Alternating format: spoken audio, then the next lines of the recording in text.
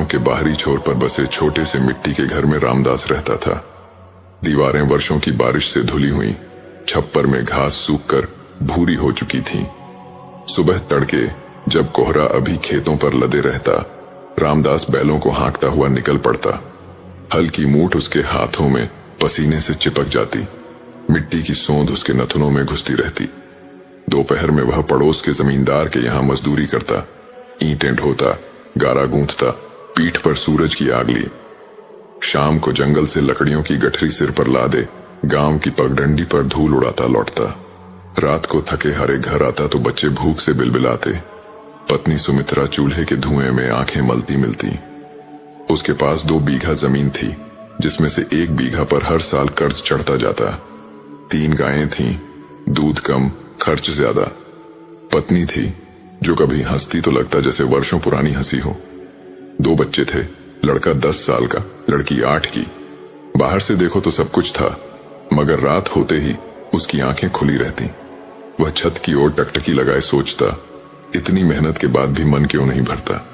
बच्चों को अच्छा कपड़ा, पत्नी को सुकून, खुद को एक रात की चैन भरी नींद, कुछ भी क्यों नहीं मिलता। नींद आती तो टूटकर, सपने में भी वह खेत जोतता रहता। बैल थक कर गिर पड़ते और वह अकेला हल लिए खड़ा रह जाता। एक दिन गांव में बौद्ध भिक्षु आए। केसरिया वस्त्र, नंगे पांव, माथे पर गेरुए रंग की रेखा। वे आम के पेड़ के नीचे बैठे थे। पेड़ की छांव इतनी घनी कि धूप की एक लकीर भी जमीन को नहीं छूती थी। उनके साथ 4 शिष्य थे, सबके कटोरे चमचमाते, आंखें शांत। रामदास पानी का घड़ा लिए उनके पास गया। घड़ा मिट्टी का था, ठंडा पानी उसमें हिलोरें ले रहा था। भिक्षु ने मुस्कुराते हुए पूछा, बेटा, तेरी आंखों में नींद नहीं, चिंता है, बता क्या खोया है तूने। रामदास ने घड़ा जमीन पर रखा, घुटनों पर हाथ टिकाए बैठ गया। उसने सारी बात कह डाली। खेत, कर्ज, गायें, बच्चे, रात की बेचैनी। बोलते बोलते उसकी आवाज भारी हो गई। भिक्षु ने उसकी पीठ पर हाथ रखा, जैसे कोई बाप बेटे को समझाता हो। फिर बोले, चल 4 छोटी कहानियां सुनाता हूं। हर कहानी के बाद तू एक सांस छोड़ेगा और जब चौथी खत्म होगी तेरी आंखें खुद बंद हो जाएंगी। पहली कहानी, राजा और भिखारी। एक राजा को रात में नींद नहीं आती थी। उसने सारे वैद्य बुलाए, सारी दवाइयां आजमाई। एक दिन एक भिखारी मिला जो पेड़ के नीचे सोते हुए खर्राटे ले रहा था। राजा ने पूछा, तू कैसे सो लेता है? भिखारी बोला, महाराज, दिन भर जो मिला खा लिया, जो नहीं मिला उसका इंतजार ही नहीं किया। शरीर थका तो नींद आई। आपका शरीर थकता नहीं, क्योंकि आपका मन कभी थकता नहीं। दूसरी कहानी, एक राजा ने सपना देखा कि उसका खजाना चोरी हो गया। सुबह उठते ही उसने सारे दरवाजे बंद करवा दिए। रात को फिर सपना आया, अब खजाना था, मगर दरवाजे बंद होने से हवा नहीं आती थी। वह दम घुटने लगा। भिक्षु ने कहा, चिंता के दरवाजे बंद करोगे तो सुकून की हवा भी नहीं आएगी। कुछ चीजें होने दे, बीतने दे। तीसरी कहानी, एक बच्चे के हाथ में मुट्ठी भर नमक था। उसने नदी में डालकर कहा, अब सारी नदी नमकीन हो जाएगी। नदी वैसी की वैसी बहती रही। भिक्षु मुस्कुराए, तेरी चिंता नमक है, जीवन नदी। मुट्ठी खोल, नमक घुल जाएगा, नदी नहीं रुकेगी। चौथी कहानी, एक बूढ़ा भिक्षु जंगल में सो रहा था। शेर आया, सूंघा और चला गया। शिष्य डर गया। बूढ़े ने आंख खोली और कहा, शेर को भूख नहीं थी, मुझे नींद थी। दोनों को अपना अपना मिल गया। रामदास हंसा। भिक्षु ने उसका माथा छुआ और बोले, आज रात मुट्ठी खोलकर सो, जो चाहिए वह आएगा, जो नहीं चाहिए वह चला जाएगा। भिक्षु ने रामदास की ओर देखा। रामदास की आंखें भर आईं। उसने चौथी सांस छोड़ी। इस बार सांस के साथ आंसू भी निकले। भिक्षु उठे, कटोरा उठाया और चल दिए। आम के पेड़ के नीचे सिर्फ रामदास रह गया। उसने घड़ा उठाया, घर की ओर चला। रास्ते में उसने देखा, सुमित्रा दरवाजे पर खड़ी थी। बच्चों ने उसके पैर पकड़ रखे थे। उसने पहली बार महसूस किया कि सुमित्रा की साड़ी का पल्ला फटा जरूर है, पर उसकी आंखों में अभी भी वही प्यार है जो शादी के दिन था। बच्चों के गाल गंदे हैं, पर उनकी हंसी साफ है। उस रात रामदास ने खाना खाया। 2 रोटी कम खाई, पर स्वाद ज्यादा लगा। लेटे ही था कि नींद आई। सपने में वह फिर खेत जोत रहा था, पर इस बार बैल नहीं थक रहे थे और वह अकेला नहीं था। सुमित्रा हल की रस्सी पकड़े चल रही थी। बच्चे आगे आगे दौड़ रहे थे। सुबह जब कोयल बोली, रामदास की आंख खुली। उसने छत की ओर देखा। पहली बार छत नहीं, सूरज की किरण दिखी जो दरार से झांक रही थी। उसने मुस्कुराकर सुमित्रा को आवाज दी, चाय में थोड़ी अदरक डाल देना, आज खेत में देर तक रहूंगा। सुबह जब कोयल बोली, रामदास की आंख खुली। उसने छत की ओर देखा। पहली बार छत नहीं, सूरज की किरण दिखी जो दरार से झांक रही थी। उसने मुस्कुराकर सुमित्रा को आवाज दी, चाय में थोड़ी अदरक डाल देना, आज खेत में देर तक रहूंगा। और उस दिन से रामदास की मेहनत वही रही, पर उसकी आंखों में चमक आ गई, क्योंकि उसने समझ लिया था जीवन का घड़ा कभी पूरा नहीं भरता, पर उसे भरने की कोशिश में जो खुशी मिलती है वही असली पानी है। एक बार एक बौद्ध भिक्षु और उनके कुछ शिष्य एक वन से गुजर रहे थे। बहुत दूर चलने के बाद उनके शिष्य, जिनमें से एक का नाम सनातन था, ने बौद्ध भिक्षु से कहा, गुरुदेव, क्या हम कुछ देर विश्राम कर सकते हैं? बौद्ध भिक्षु ने कहा, अवश्य, वह देखो, एक बड़ा वृक्ष है, हम उसके नीचे बैठकर विश्राम करेंगे। बौद्ध भिक्षु और उनके सभी शिष्य उस वृक्ष के नीचे गए और बैठ गए। सनातन ने बौद्ध भिक्षु से कहा, गुरुदेव, आपने हमसे एक बार कहा था कि जैसा हम सोचते हैं हम बिल्कुल वैसे ही बनते हैं, कृपया इस कथन को विस्तार से समझाइए। बौद्ध भिक्षु ने कहा, अवश्य, मैं तुम्हें एक छोटी सी कहानी सुनाता हूं। एक नगर में एक बहुत धनी सेठ रहता था। उसके पास धन की कोई कमी नहीं थी, परंतु वह फिर भी हर क्षण धन इकट्ठा करने के बारे में ही सोचता था। एक बार सेठ के घर उसका एक रिश्तेदार आया। सेठ ने उसकी बहुत खातिरदारी की। बातों बातों में सेठ का रिश्तेदार उससे बोला, सेठ जी, क्या आपको पता है हमारे नगर में भी एक बहुत नामी सेठ था। धन के मामले में वह आपसे भी अधिक धनवान था। सेठ ने पूछा, पर तुम एक बात बताओ, तुम उसे था क्यों कह रहे हो? रिश्तेदार ने कहा, था इसलिए कह रहा हूं क्योंकि वह अब जीवित नहीं है, वह मर चुका है। वह सेठ धन इकट्ठा करते करते यह भूल ही गया था कि मृत्यु नाम की भी कोई चीज होती है और वह सेठों को भी आती है। सेठ ने उस व्यक्ति से पूछा, क्यों, क्या कारण हुआ जिससे उसकी मृत्यु हो गई? रिश्तेदार ने कहा, कारण तो कुछ नहीं था, अचानक ही उसका बुलावा आ गया और उसे जाना पड़ा। सेठ ने कहा, अरे ऐसे कैसे बुलावा आ गया, उसे कोई बीमारी तो होगी? वह व्यक्ति बोला, नहीं, उसे कोई बीमारी नहीं थी, वह तो बस अचानक ही मृत्यु को प्राप्त हो गया।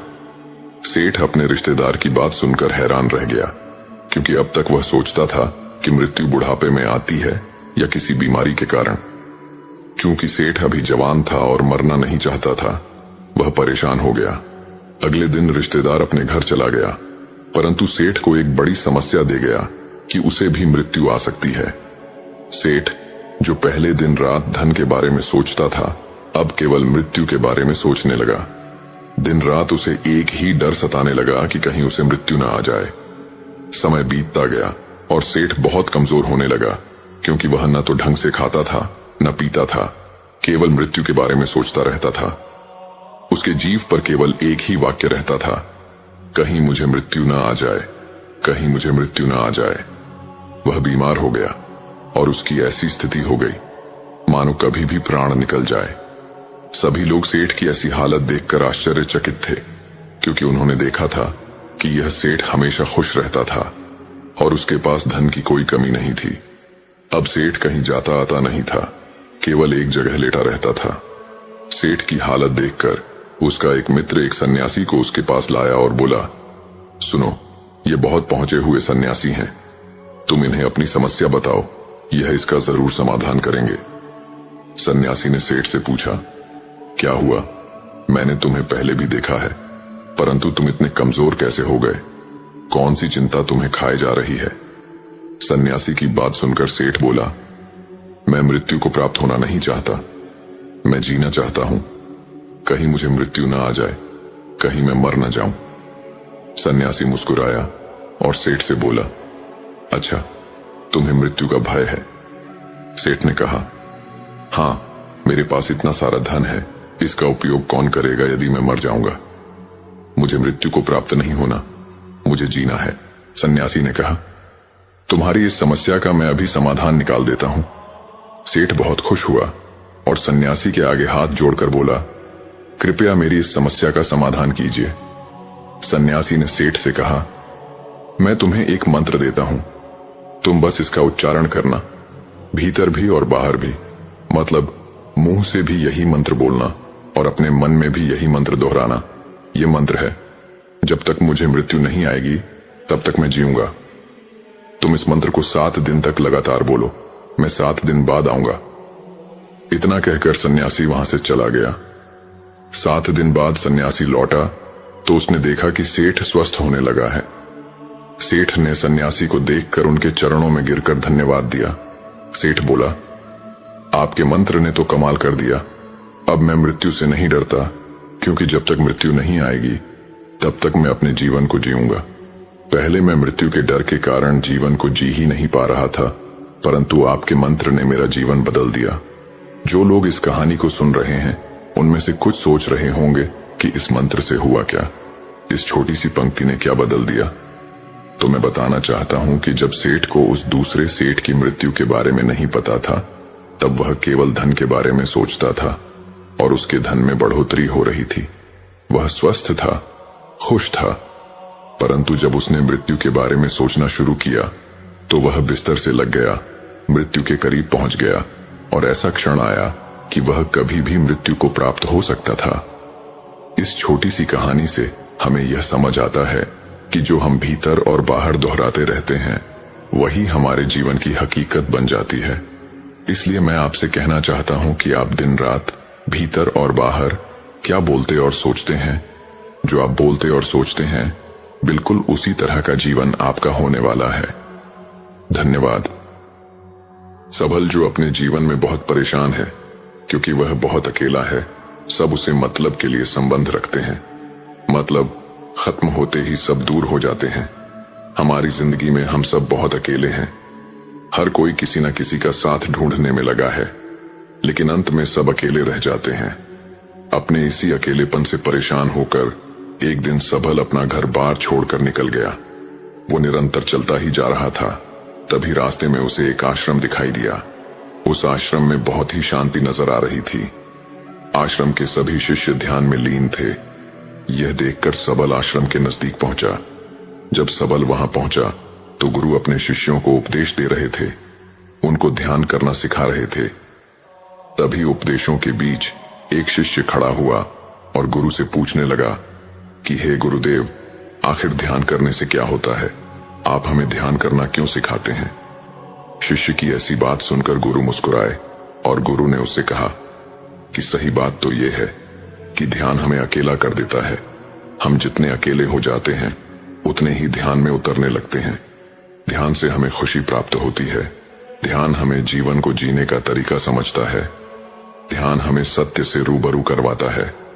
ध्यान से हम बड़ी से बड़ी चिंता से मुक्ति पा सकते हैं। ध्यान हमें अपने आप से मिलाता है। अगर तुमने ध्यान को अच्छे से सीख लिया तो तुम्हें कभी भी किसी दूसरे व्यक्ति की आवश्यकता नहीं होगी। ध्यान अपने आप में संपूर्ण है। सबल जो बाहर खड़ा था वह गुरु की यह सारी बातें सुन रहा था। जब उसने गुरु के मुख से यह बात सुनी कि ध्यान सीख लेने के बाद हमें किसी की भी आवश्यकता नहीं होगी और अकेला महसूस नहीं करोगे, तो ऐसी बात सुनकर वह तुरंत गुरु के पास गया और वहां पर जाकर सबल ने गुरु से कहा कि हे गुरुदेव, अभी आप अपने शिष्यों से कह रहे थे कि ध्यान हमें अकेला कर देता है, तो गुरुदेव आपके इन सभी शिष्यों में से मैं सर्वश्रेष्ठ हूं, क्योंकि यह तो ध्यान करके अपने आप को अकेला करते हैं और मैं तो पहले से ही बहुत अकेला हूं। इस संसार में मेरा कोई भी नहीं है जिसे मैं अपना कह सकूं। मैं बहुत अकेला हूं। गुरु ने सबल की बात को बड़े ध्यानपूर्वक सुना और फिर गुरु उसकी तरफ देखते हुए बोले कि अगर तुम अकेले हो तो तुम्हारे पीछे यह तुम्हारे परिवार वाले, तुम्हारे मित्र, तुम्हारे शत्रु क्यों आ रहे हैं? जब गुरु ने ऐसा कहा तो सबल आश्चर्यचकित हो गया। उसने सोचा कि मैं तो अपने परिवार वालों को, अपने शत्रुओं को, अपने मित्रों को, सबको छोड़ छाड़ के यहां पर आया हूं। भला वो मेरे पीछे क्यों आ रहे हैं? यह सोचकर सबल तुरंत पीछे मुड़ा। जब वह पीछे मुड़ा तो उसने देखा कि उसके पीछे तो कोई भी नहीं है। फिर सबल ने गुरु से कहा कि गुरुदेव कौन है और कहां है? मेरे पीछे तो कोई भी नहीं है। मेरे परिवार वालों ने तो मुझे कब का छोड़ दिया। मेरे मित्र तो मुझे कभी याद भी नहीं करते, और मित्र तो दूर शत्रु भी मुझे याद नहीं करते। कोई मुझे याद भी नहीं करता, मुझे कोई नहीं बुलाता, फिर मेरे पीछे कोई क्यों आएगा। ये सब तो मेरी बात भी नहीं सुनना चाहते। कोई मुझे बिना वजह याद भी नहीं करता। इन सब के लिए मेरा होना या फिर ना होना बात बराबर है। तो आप ही बताइए गुरुदेव, आखिर वो मेरे साथ और मुझे ढूंढते ढूंढते यहां पर क्यों आएंगे। सबल की पूरी बात सुनने के बाद गुरु मुस्कुराए और बोले कि तुम जो कह रहे हो वह ठीक है, लेकिन जब तक ये सब लोग तुम्हारे पीछे खड़े रहेंगे तब तक तुम अकेले हो ही नहीं सकते। पहले तुम इन सबको घर पर छोड़कर आओ। गुरु की ऐसी बातें सुनकर सबल फिर से पीछे मुड़ा और बोला कि गुरुदेव, आप मेरा मजाक क्यों बना रहे हैं। मैं कितनी बार बोल चुका हूं आपको कि मेरे पीछे कोई भी नहीं है। मैं यहां पर अकेला हूं। फिर आप मुझे बार बार ये क्यों कह रहे हैं कि तुम्हारे पीछे जो खड़े हैं उन्हें छोड़कर आओ। आखिर मेरे पीछे कौन खड़ा है? मुझे तो कोई दिखाई नहीं दे रहा। आखिर मैं किसको छोड़ के आऊं? जब मेरे साथ कोई आया ही नहीं है तो मैं किसे छोड़कर आऊं? सबल की बात सुनकर गुरु मुस्कुराए और बोले कि तुम मुझसे क्या चाहते हो। ये सुनकर सबल गुरु से कहता है कि हे गुरुदेव, मैं आपका शिष्य बनना चाहता हूं। कृपया मुझे आप अपना शिष्य बना लीजिए। मैं बहुत अकेला हूं, मुझे किसी का साथ चाहिए। सबल की बात सुनकर गुरु ने कहा कि चलो ठीक है, लेकिन तुम यहां पर 30 दिन के लिए रहो। उसके बाद मैं निर्णय कर पाऊंगा कि तुम्हें अपना शिष्य बनाना है या फिर नहीं बनाना, और इन 30 दिनों में तुम ध्यान का अभ्यास करोगे। गुरु की ऐसी बात सुनकर सबल वहां जाता है। फिर अगले दिन गुरु सबल के पास आते हैं और उसे कहते हैं कि तुम किससे बातें कर रहे हो। सबल कहता है, मैं किसी से भी बातें नहीं कर रहा, क्योंकि यहां पर कोई नहीं है जिससे मैं बात कर सकूं। सबल की बात सुनकर गुरु ने कहा कि चलो ठीक है, ध्यान का अभ्यास करो। फिर सबल ध्यान का अभ्यास करने के लिए बैठ जाता है, लेकिन उसे पहले दिन अभ्यास करने में बड़ी परेशानी आई। वो ठीक से लगातार बैठ भी नहीं पा रहा था। वो थोड़ी भी देर बैठता तो उसके पैर सुन्न हो जाते। फिर सबल ने गुरु से कहा कि गुरुदेव, मुझसे एक जगह लगातार बैठा नहीं जा सकता। मैं थोड़ी देर बैठता हूं तो मेरे पैर सुन्न हो जाते हैं। सबल की बात सुनकर गुरु ने उससे कहा कि तुम जितनी देर आराम से बैठ सकते हो उतनी ही देर बैठो। उसके बाद में थोड़ा चलो, थोड़ा घूमो और फिर से आकर बैठो और ध्यान करो। फिर दूसरे दिन सुबह सुबह ही गुरु फिर से सबल के पास आते हैं। सबल से कहते हैं कि कौन आया है यहां पर, किसके साथ बातचीत कर रहे हो। गुरु की ऐसी बातें सुनकर सबल ने कहा कि गुरुदेव, यहां पर तो कोई भी नहीं आया है, आप देख सकते हैं, और जब मैं कुछ बोल ही नहीं रहा तो मैं बातचीत किसके साथ करूंगा। सबल की बात सुनकर गुरु ने कहा, चलो ठीक है, का अभ्यास करो। फिर सबल ने गुरु से कहा कि गुरुदेव, क्या आंख बंद करके बैठ जाना ही ध्यान है? और अगर आंख बंद करके बैठ जाना ध्यान है तो हर कोई बड़ी आसानी से ध्यान कर सकता है, केवल आंखें बंद करके ही तो बैठना है। सबल की बात सुनकर गुरु मुस्कुराए और सबल से बोले कि बेटा, आंख बंद करके बैठ जाना ही ध्यान नहीं है। ध्यान अपने आप में ध्यान है। हमें किसी भी एक चीज पर ध्यान देना है, किसी भी एक चीज पर जिस पर तुम ध्यान दे सकते हो। किसी भी एक चीज पर जो लगातार आती है। वह बाहर की ओर भी हो सकती है, वह अंदर की ओर भी हो सकती है। जैसे बाहर तुम किसी वस्तु की तरफ लगातार देखो, या बाहर की कोई आवाज हो सकती है जिस पर तुम निरंतर ध्यान दे सको। जैसे तुम्हारे भीतर निरंतर चलने वाली सांसें जो निरंतर अंदर और बाहर आती जाती रहती है। तुम किसी भी एक चीज पर ध्यान कर सकते हो जो लगातार घट रही है, जिससे तुम्हारा ध्यान उस एक चीज से ना हटे। फिर दूसरे दिन सबल ऐसा ही करता है। इसके बाद गुरु फिर से तीसरे दिन सुबह सुबह ही सबल के पास आते हैं और कहते हैं कि तुम किससे बात कर रहे हो?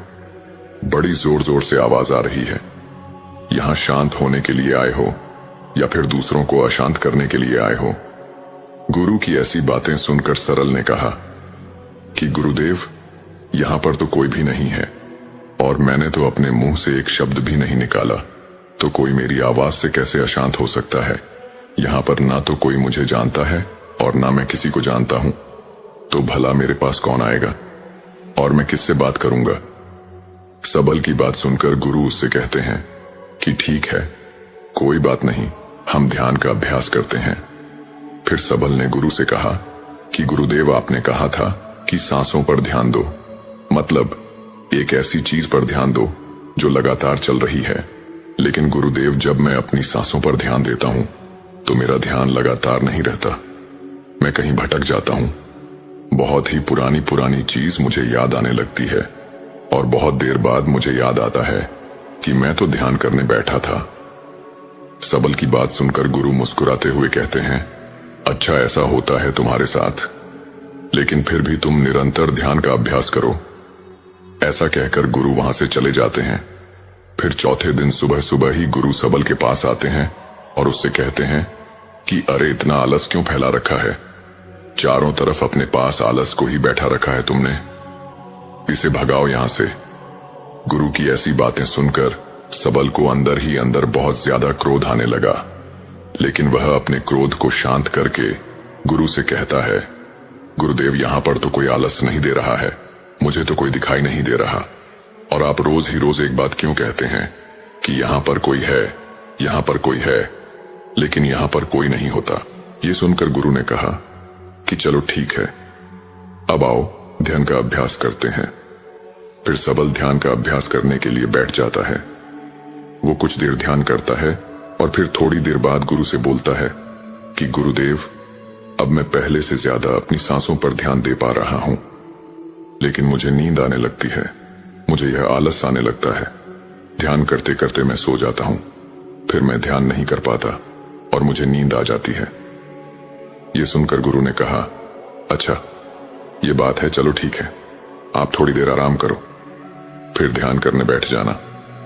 ऐसे ही चौथा दिन भी निकल गया। फिर पांचवें दिन सुबह सुबह ही गुरु सबल के पास आते हैं और उसे कहते हैं कि तुमने यह क्या कर रखा है, इतने सारे लोगों को यहां पर इकट्ठा क्यों कर रखा है। जब तुम यहां पर अकेले आए थे तो इन सब लोगों का यहां पर क्या काम है, मुझे यह सब बिल्कुल अच्छा नहीं लगता। तुम एक काम करो, इन्हें अपने घर वापस छोड़कर आओ। गुरु की ऐसे बातें सुनकर सबल ने मन ही मन सोचा कि ये गुरुदेव तो पागल है, जब यहां पर कोई नहीं होता है तब भी ये कहते हैं कि यहां पर कोई है, यहां पर कोई है। ये गुरुदेव मेरे साथ मजाक तो नहीं कर रहे, या फिर ये मुझे बेवकूफ तो नहीं बना रहे। रोज के रोज आते हैं और मुझसे कहते हैं कि यहां पर कोई है, जबकि यहां पर तो कोई भी नहीं होता है। यहां पर सिर्फ और सिर्फ मैं हूं, मैं इस कुटिया में अकेला रहता हूं। फिर भी गुरुदेव को पता नहीं इन्हें ऐसा क्यों लगता है कि मेरे साथ यहां पर कोई और भी रहता है। इसके बाद सबल गुरु से कहता है कि गुरुदेव, मुझे क्षमा कीजिए, लेकिन जो आप देख रहे हैं वह मैं नहीं देख पा रहा हूं, मुझे तो यहां पर कोई नहीं दिख रहा है। सबल की बात सुनकर गुरु ने उसे से कहा कि चलो ठीक है, ध्यान के अभ्यास के लिए चलते हैं। फिर सबल उनके साथ ध्यान करने के लिए बैठ जाता है और बहुत देर ध्यान करने के बाद वो गुरु से बोलता है कि गुरुदेव, ध्यान करने में मुझे जो नींद आ रही थी उस पर मैंने नियंत्रण कर लिया है। अब मुझे ध्यान करते समय नींद नहीं आती, लेकिन अब मेरे मन में विचारों की बाढ़ सी आ गई है। इतने सारे विचार आंख खुलने के बाद भी मेरे मन में नहीं आते जितने की आंख बंद करने पर आते हैं। एक ही बात, एक ही विचार लगातार मेरे मन में आते रहते हैं और ऐसे ऐसे विचार आते हैं जिनके बारे में मैंने आज तक कभी नहीं सोचा था। पता नहीं यह विचार कहां से आते हैं। सबल की बात सुनकर गुरु ने उससे कहा कि अच्छा, तुम्हारे साथ ऐसा हो रहा है। फिर छठे दिन सुबह सुबह गुरु सबल के पास आए और एक डंडा उठाकर उसे मारने लगे और उसके पैरों पर मारते मारते उससे कहा कि मैंने तुम्हें कितनी बार कहा है कि मुझे यहां पर ये सब लोग नहीं चाहिए, क्यों तुम रोज के रोज ही इन्हें यहां बुला लेते हो।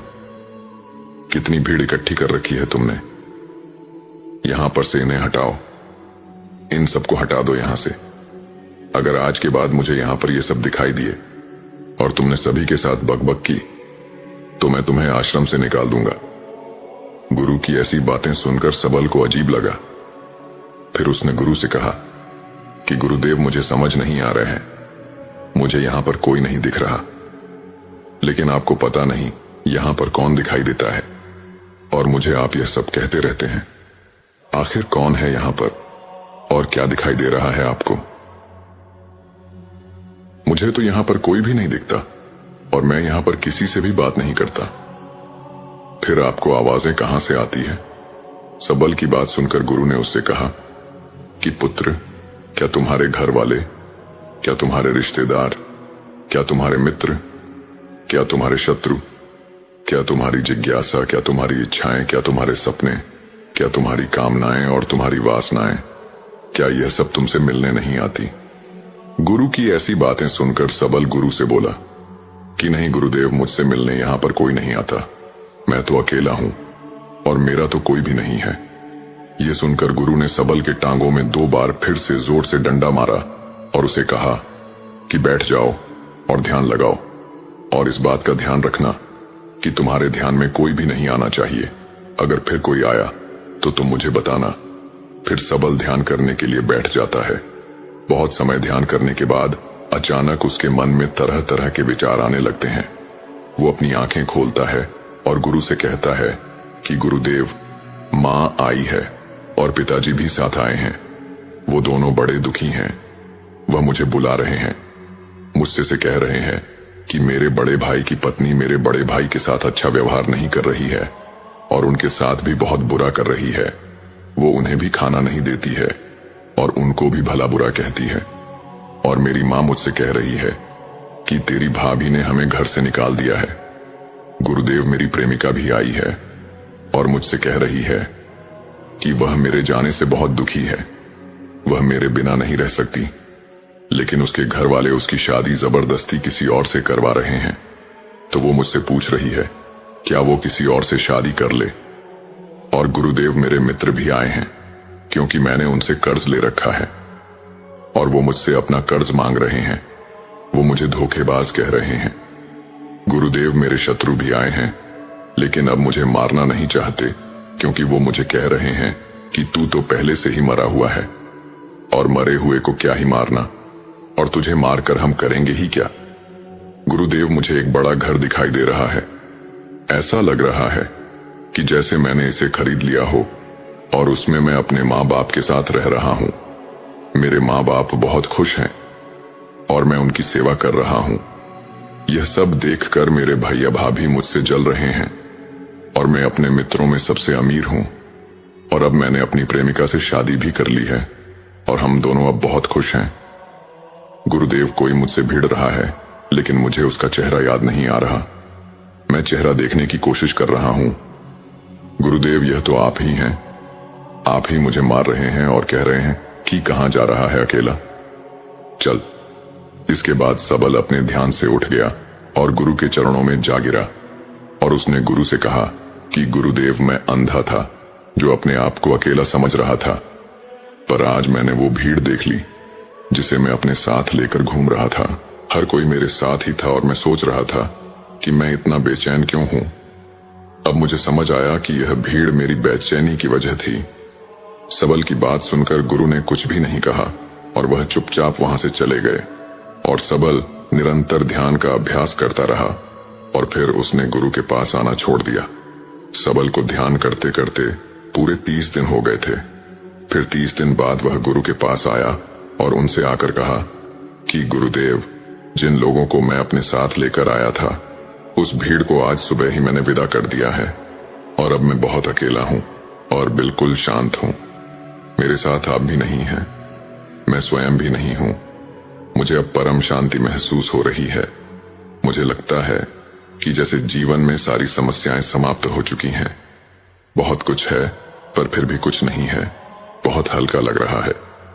गुरुदेव उसकी बातें सुनकर मुस्कुराते हैं और उसे कहते हैं, अब तुम चाहो तो अपने यह अकेलेपन को लेकर वापस अपने इस दुनिया में लौट सकते हो जहां पर तुम्हें किसी की जरूरत थी। अब तुम्हें किसी के भी साथ की जरूरत नहीं पड़ेगी। अब तुम संसार में तो रहोगे, आसपास भीड़ भी रहेगी, लेकिन तुम संसार में अकेले रहोगे। चाहे तुम्हारे रिश्तेदार हो, तुम्हारे मित्र हो, तुम्हारे शत्रु हो, चाहे समस्या कुछ भी हो, ये सारी चीज तुम्हें छू भी नहीं पाएगी। और अब तुम चाहो तो मुझ जैसे भी बन सकते हो, क्योंकि यह मार्ग अभी अभी शुरू हुआ है। अभी तो तुम्हें बहुत कुछ जानना है और इस बात का ध्यान रखना है कि समेटना कुछ भी नहीं है, कुछ रखना नहीं है, बस अनुभव करना है। मार्ग अभी बहुत लंबा है, लेकिन तुमने शांति को प्राप्त कर लिया है। गुरु की बातें सुनकर सबल कहता है कि गुरुदेव, अब मैं वापस उस संसार में लौटना चाहता हूं जिससे मैं अभी तक भाग रहा था। अब मैं अपनी जिम्मेदारियां को पूरा करना चाहता हूं। जिन जिम्मेदारियां से मैं भाग रहा था, अब मैं उन्हें निभाना चाहता हूं। फिर सबल गुरु से पूछता है कि गुरुदेव, क्या ऐसा हो सकता है? सबल की बात सुनकर गुरु कहते हैं कि हां, जब मन शांत हो तो सब हो सकता है। फिर गुरु उसे आशीर्वाद देते हैं और कहते हैं कि पुत्र, तुम्हारा कल्याण हो। और सबल गुरु का आशीर्वाद लेकर वापस अपने नगर लौट आता है और बहुत प्रसन्न होता है। दोस्तों, हम सभी भी तो यही कर रहे हैं।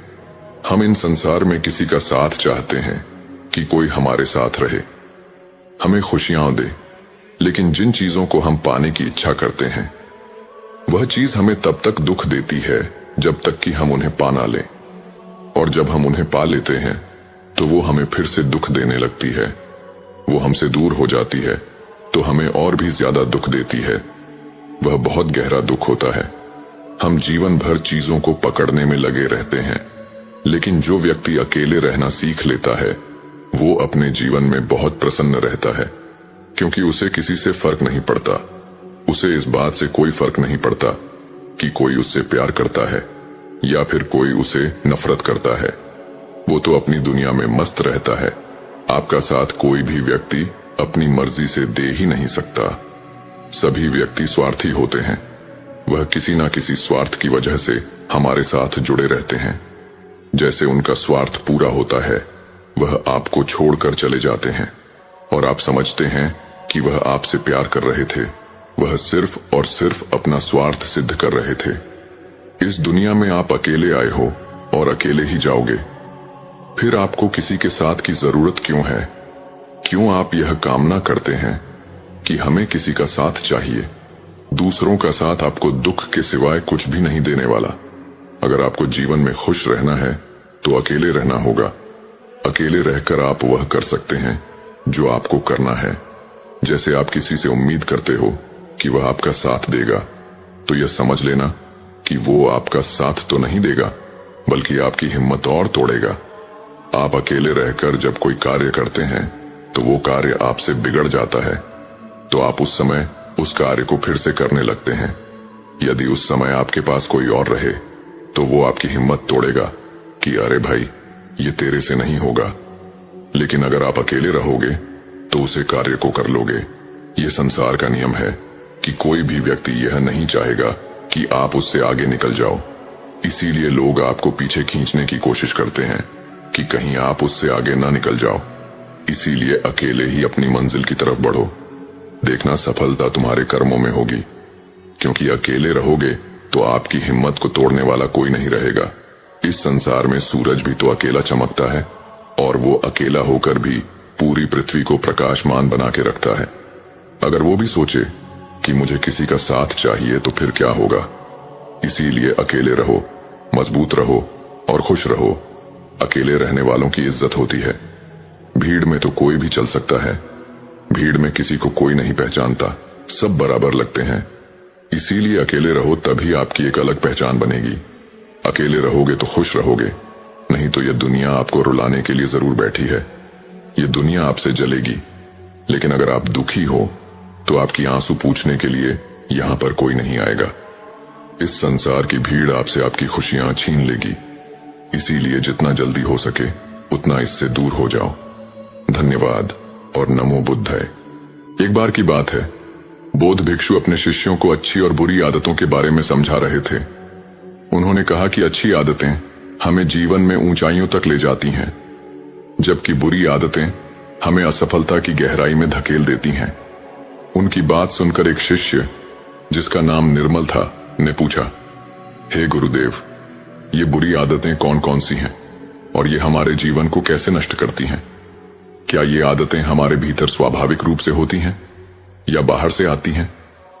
निर्मल का प्रश्न सुनकर बौद्ध भिक्षु मुस्कुराए और बोले, निर्मल, मैं तुम्हें यही समझाने जा रहा हूं कि हमारे भीतर कौन कौन सी बुरी आदतें पनप सकती हैं जो हमें बर्बाद कर देती हैं। हम स्वयं ही धीरे धीरे इन आदतों को अपनाते हैं और हमें इसका पता भी नहीं चलता। आज मैं तुम्हें ऐसी आदतों के बारे में बताऊंगा जिनसे हमें हमेशा दूर रहना चाहिए। इसके बाद बौद्ध भिक्षु ने अपने शिष्यों से कहा, मेरी बातों को ध्यान से सुनो और इन आदतों को कभी अपने जीवन में स्थान मत देना। बौद्ध भिक्षु ने पहली बुरी आदत के बारे में बताते हुए कहा, जरूरत से ज्यादा सोचना। सोचना अपने आप में गलत नहीं है। सोचने से हम समस्याओं का समाधान ढूंढ सकते हैं और हर कार्य को संभव बना सकते हैं, लेकिन किसी भी चीज के बारे में जरूरत से ज्यादा सोचना हानिकारक है। उदाहरण के लिए, यदि तुमसे कोई गलती हो गई और तुम बार बार उसी के बारे में सोचकर परेशान हो रहे हो कि काश मैंने ऐसा न किया होता या अगर मैं वहां न गया होता तो यह गलती न होती, तो क्या तुम्हारे इस सोचने से वह गलती ठीक हो जाएगी? नहीं ना। जो बीत चुका है उसे बदला नहीं जा सकता, फिर उसका बार बार सोचकर दुखी होने का क्या फायदा? इसके बजाय यह सोचो कि अब तुम वह गलती दोबारा नहीं करोगे। या फिर जब तुम कोई नया कार्य शुरू करने की सोचते हो, जैसे कोई व्यापार, तो शुरू करने से पहले ही डरने लगते हो कि कहीं मैं असफल हो गया तो मेरा सारा धन बर्बाद हो जाएगा। लेकिन असफलता से डरने की बजाय यह समझो कि असफलता सफलता की पहली सीढ़ी है। असफलता हमें सीख देती है, अनुभव देती है, जिससे हम अगली बार बेहतर कर सकते हैं। जरूरत से ज्यादा सोचने से तनाव बढ़ता है, मन चिड़चिड़ा हो जाता है और किसी भी कार्य में ध्यान नहीं लगता। इसीलिए हमेशा संतुलित सोच रखो। दूसरी बुरी आदत, दूसरों से अपनी तुलना करना। भिक्षु ने निर्मल को समझाया कि दूसरों से अपनी तुलना करना एक ऐसी आदत है जो मनुष्य को दुख और असंतोष की ओर ले जाती है। लोग अक्सर दूसरों की समृद्धि, धन, सफलता या सामाजिक स्थिति को देखकर अपने जीवन को कमतर आंकते हैं। वे सोचते हैं, उसके पास इतना धन है, इतनी शोहरत है, इतनी सुख सुविधाएं हैं और मेरे पास तो कुछ भी नहीं। यह सोच उन्हें अपनी उपलब्धियों और वर्तमान स्थिति के प्रति कृतज्ञ बना देती है। भिक्षु ने आगे कहा कि हर व्यक्ति को ईश्वर ने अनमोल उपहार दिए हैं, जिन्हें अक्सर लोग नजरअंदाज कर देते हैं। उदाहरण के लिए, देखने, सुनने, चलने और अपने कार्य स्वयं करने की क्षमता ऐसे सुख हैं जो हर किसी को नहीं मिलते। दुनिया में कई लोग हैं जो नेत्रहीन, बधिर या शारीरिक रूप से अक्षम हैं, फिर भी वे अपनी स्थिति को स्वीकार कर खुशी से जीते हैं और दूसरों से तुलना नहीं करते। भिक्षु ने जोर दिया कि प्रत्येक व्यक्ति अद्वितीय है और उसमें अलग अलग गुण और प्रतिभाएं होती हैं। कोई व्यक्ति विद्वान बन सकता है, कोई व्यापारी, कोई कलाकार, तो कोई कुछ और। जरूरी नहीं कि हर व्यक्ति एक जैसा बनने की कोशिश करे। उन्होंने निर्मल को सलाह दी कि अपनी तुलना दूसरों से करने के बजाय अपने गुणों और क्षमताओं को पहचानना चाहिए। जिस कार्य में व्यक्ति को महारत हासिल है, उसमें वह आसानी से सफल हो सकता है, लेकिन अगर वह दूसरों की नकल करने की कोशिश करता है तो वह अपनी असली पहचान खो देता है और असफलता का सामना करता है। भिक्षु ने कहा, जो तुम्हारे पास है उसमें संतुष्ट रहो। ईश्वर ने तुम्हें जो दिया है उसका धन्यवाद करो। दूसरों से तुलना करना छोड़ दो, क्योंकि यह केवल दुख और हीन भावना को जन्म देता है। इस तरह संतोष और आत्म स्वीकृति के साथ जीवन जीने से मन शांत और प्रसन्न रहता है। तीसरी बुरी आदत, स्वास्थ्य की उपेक्षा करना। भिक्षु ने निर्मल को बताया कि स्वास्थ्य जीवन का सबसे बड़ा धन है। उन्होंने कहा, पहला सुख है निरोगी शरीर, दूसरा सुख है धन। स्वस्थ शरीर ही वह आधार है जिसके बिना जीवन के अन्य सुखों का कोई महत्व नहीं रह जाता। यदि व्यक्ति स्वस्थ है तो वह हर चुनौती का सामना कर सकता है, अपने सपनों को पूरा कर सकता है और जीवन के हर आनंद का अनुभव कर सकता है। लेकिन अगर स्वास्थ्य खराब हो जाए तो धन, शोहरत या कोई अन्य उपलब्धि बेकार हो जाती है, क्योंकि अस्वस्थ शरीर में न तो कार्य करने की क्षमता रहती है और न ही मन में उत्साह। भिक्षु ने समझाया कि कई लोग धन कमाने की दौड़ में अपने स्वास्थ्य को पूरी तरह भूल जाते हैं। वे दिन रात काम करते हैं, अनियमित भोजन करते हैं, पर्याप्त नींद नहीं लेते और व्यायाम को महत्व नहीं देते। लेकिन जब धन कमाने का समय बीत जाता है और उपयोग करने का समय आता है, तब उनका शरीर साथ नहीं देता। भिक्षु ने जोर दिया कि स्वास्थ्य की रक्षा के लिए कुछ बुनियादी बातों का ध्यान रखना जरूरी है। पौष्टिक भोजन, संतुलित और पौष्टिक भोजन शरीर को ऊर्जा प्रदान करता है और रोगों से बचाता है। ताजे फल, सब्जियां और संतुलित आहार लेना चाहिए जो शरीर को मजबूत बनाए। नियमित व्यायाम न केवल शरीर को स्वस्थ रखता है बल्कि मानसिक स्वास्थ्य को भी बेहतर करता है। यह थकान को दूर करता है और पूरे दिन ऊर्जा बनाए रखता है। पर्याप्त विश्राम, नींद और विश्राम शरीर को रिचार्ज करते हैं। बिना पर्याप्त नींद के मन और शरीर दोनों कमजोर हो जाते हैं। भिक्षु ने निर्मल को सलाह दी कि स्वास्थ्य को हमेशा प्राथमिकता देनी चाहिए क्योंकि यह जीवन का आधार है। धन को खोकर उसे दोबारा कमाया जा सकता है, लेकिन खराब स्वास्थ्य को ठीक करना हमेशा संभव नहीं होता। इसलिए स्वास्थ्य के प्रति लापरवाही छोड़कर नियमित और संतुलित जीवन शैली अपनानी चाहिए। चौथी बुरी आदत, नकारात्मक लोगों की संगति। भिक्षु ने निर्मल को तीसरी बुरी आदत के बारे में बताते हुए कहा कि व्यक्ति की संगति उसके चरित्र, सोच और जीवन को गहराई से प्रभावित करती है। उन्होंने कहा, तुम जैसों के साथ रहोगे वैसा ही बन जाओगे। अच्छे लोगों की संगति व्यक्ति को प्रेरणा, सकारात्मकता और आत्मविश्वास देती है, जबकि नकारात्मक लोगों की संगति मन को डर, निराशा और हीन भावना से भर देती है। नकारात्मक लोग वे होते हैं जिनकी सोच छोटी होती है और जो हर चीज में कमी निकालते हैं। वे दूसरों की प्रगति को देखकर जलन महसूस करते हैं और उनके मनोबल को तोड़ने की कोशिश करते हैं। उदाहरण के लिए, अगर कोई व्यक्ति कोई नया कार्य शुरू करता है तो नकारात्मक लोग कहेंगे, यह काम तुमसे नहीं होगा या यह असंभव है। उनकी ऐसी बातें सुनकर व्यक्ति के मन में डर और संदेह पैदा होता है, जिसके कारण वह अपने लक्ष्य को छोड़ सकता है। भिक्षु ने बताया कि नकारात्मक लोग कभी अच्छी सलाह नहीं देते और उनकी संगति से व्यक्ति का आत्मविश्वास कमजोर होता है। इसके विपरीत सकारात्मक लोग दूसरों का हौसला बढ़ाते हैं। वे प्रेरणा देते हैं, सहायता करते हैं और कहते हैं, तू यह कर सकता है, मैं तेरे साथ हूं। उनकी संगति से व्यक्ति में नई ऊर्जा आती है और वह अपने लक्ष्यों को प्राप्त करने के लिए प्रेरित होता है। भिक्षु ने निर्मल को सलाह दी कि वह हमेशा सकारात्मक और प्रेरणादायक लोगों की संगति में रहे। ऐसे लोग न केवल जीवन में आगे बढ़ने में मदद करते हैं बल्कि मुश्किल समय में भी साथ देते हैं। नकारात्मक लोगों से जितना हो सके दूरी बनाए रखनी चाहिए क्योंकि उनकी सोच और व्यवहार व्यक्ति के जीवन को नकारात्मक दिशा में ले जा सकते हैं। पांचवी बुरी आदत, कार्य को टालना। बौद्ध भिक्षु ने निर्मल को समझाया कि कार्य को टालना एक ऐसी आदत है जो धीरे धीरे इंसान को असफलता और तनाव की ओर ले जाती है। जब हम कोई कार्य करने में आलस करते हैं और उसे बार बार बाद में कर लूंगा या कल कर लूंगा कहकर टालते हैं तो हम अनजाने में अपने लिए मुश्किलें खड़ी करते हैं।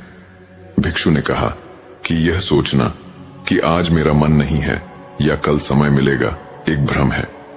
समय कभी भी अपने आप नहीं मिलता, उसे हमें स्वयं बनाना पड़ता है। कार्य को टालने का सबसे बड़ा नुकसान यह है कि अधूरे कार्यों का बोझ बढ़ता जाता है। उदाहरण के लिए, यदि कोई छात्र अपनी पढ़ाई को टालता है और सोचता है कि वह परीक्षा के समय रट लेगा, तो वह आखिरी समय में तनावग्रस्त हो जाता है। वह न तो पढ़ाई को अच्छे से समझ पाता है और न ही उसे याद रख पाता है। इससे न केवल उसका प्रदर्शन खराब होता है बल्कि वह आत्मग्लानि और पछतावे में भी डूब जाता है। भिक्षु ने निर्मल को सलाह दी कि प्रत्येक कार्य को समय पर और प्राथमिकता के साथ पूरा करना चाहिए। अगर आज का काम आज ही कर लिया जाए तो मन हल्का रहता है, आत्मविश्वास बढ़ता है और भविष्य में अनावश्यक दबाव से बचा जा सकता है। उन्होंने यह भी बताया कि कार्य को टालने की आदत को छोड़ने के लिए छोटे छोटे कदम उठाए जा सकते हैं, जैसे दिन की शुरुआत में एक कार्य सूची बनाना, सबसे महत्वपूर्ण कार्य को पहले चुनना और उसे छोटे छोटे हिस्सों में बांटकर पूरा करना। इससे कार्य बोझिल नहीं लगता और समय पर पूरा हो जाता है। भिक्षु ने जोर देकर कहा, जो काम आज करना है उसे आज ही करो, क्योंकि कल का दिन अपने साथ नए कार्य लेकर आएगा।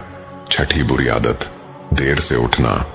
बौद्ध भिक्षु ने छठी बुरी आदत के बारे में बताते हुए कहा कि देर तक सोना और सुबह देर से उठना व्यक्ति को आलस्य और थकान की ओर ले जाता है।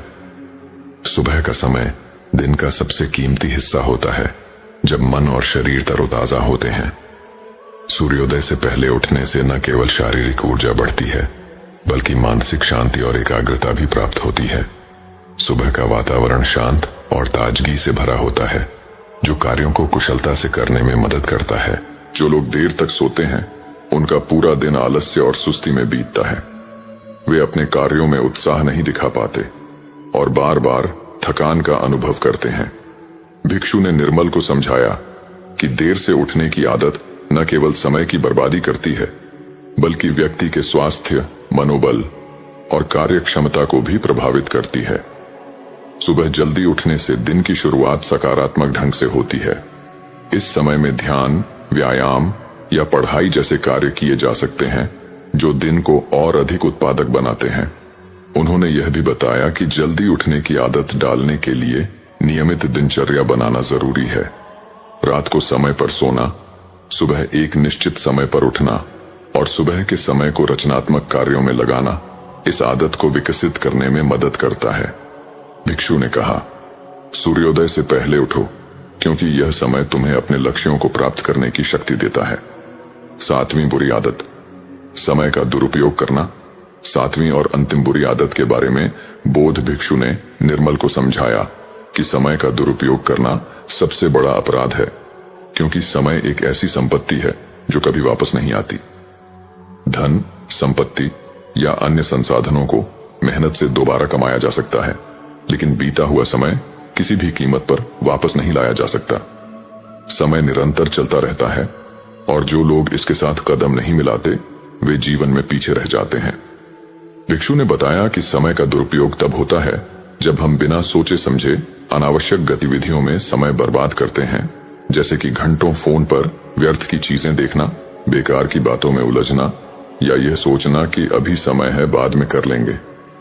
हर पल कीमती है और इसे विशेष बनाना हमारी जिम्मेदारी है।